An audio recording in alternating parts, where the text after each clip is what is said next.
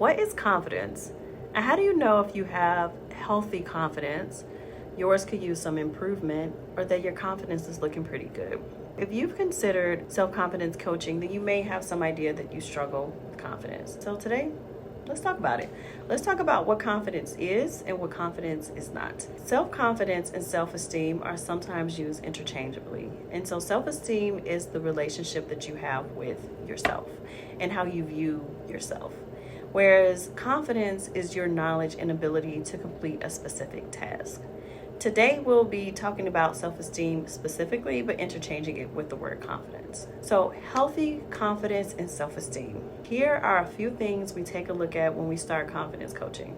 Healthy confidence allows you to take the good and the bad of who you are. So when you have healthy confidence and self-esteem, you look at yourself from a realistic lens. You can acknowledge your strengths as well as your weaknesses.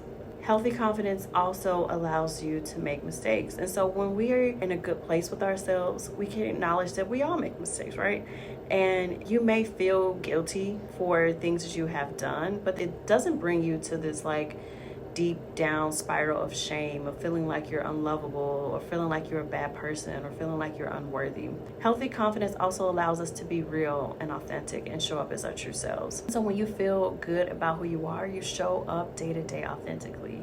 You don't try to fit in or fix yourself to fit in or conform to who others think that you should be. You know that you won't fit into every space and everyone won't like you, and that's okay. Because what's most important is that you are real and that you are authentic. Healthy confidence also allows you to speak your mind, use your voice, and share your opinions with others. And when you have healthy self-esteem, you're able to freely express yourself and your opinions and your thoughts with others. Like the above, you aren't trying to fit in or conform to the ideas of others or what they think. Others may have different opinions than you, and that's okay too, and it's still okay. Healthy confidence allows you to set boundaries with others and ask for what you want and what you need. So when you feel good about yourself and have healthy self-esteem, then you want to protect yourself and your time, your mental energy, physically, emotionally. And to do that, you have to set boundaries and stand up for what you want and what you need. Healthy confidence also allows you to do both of those things. These are just a few things that confidence is and what we focus on when we do self-confidence coaching. But you might be wondering, what are some warning signs? So now that we've taken a look at what confidence and self-esteem are, what are some warning signs that you can look out for to signal that maybe your self-esteem could be looked at a little bit more? The first thing is feeling worse than others. So when you struggle to feel good about yourself, you may have this feeling deep down that others are just better than you.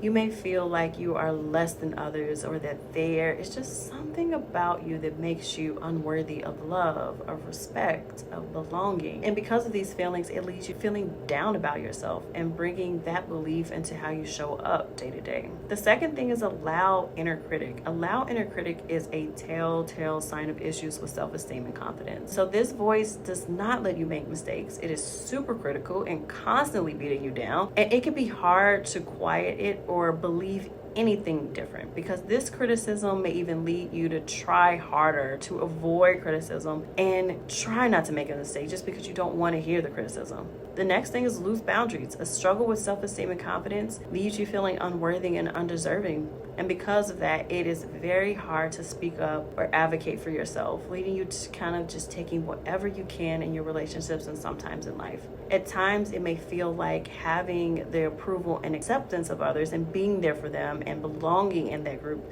makes you feel a tad bit better about yourself. But the feeling only feels temporary and superficial. So now the last thing is people pleasing. So when you bend to everyone's needs, expectations, and opinions, you lose yourself a little bit each time. But the validation you receive from these relationships is tempting and a cycle that is hard to break. So if you put others ahead of yourself often, have a hard time separating yourself from others and standing up for what you want and what you need, this is a warning sign that you may struggle with self-esteem. So confidence at its core is respecting and loving yourself.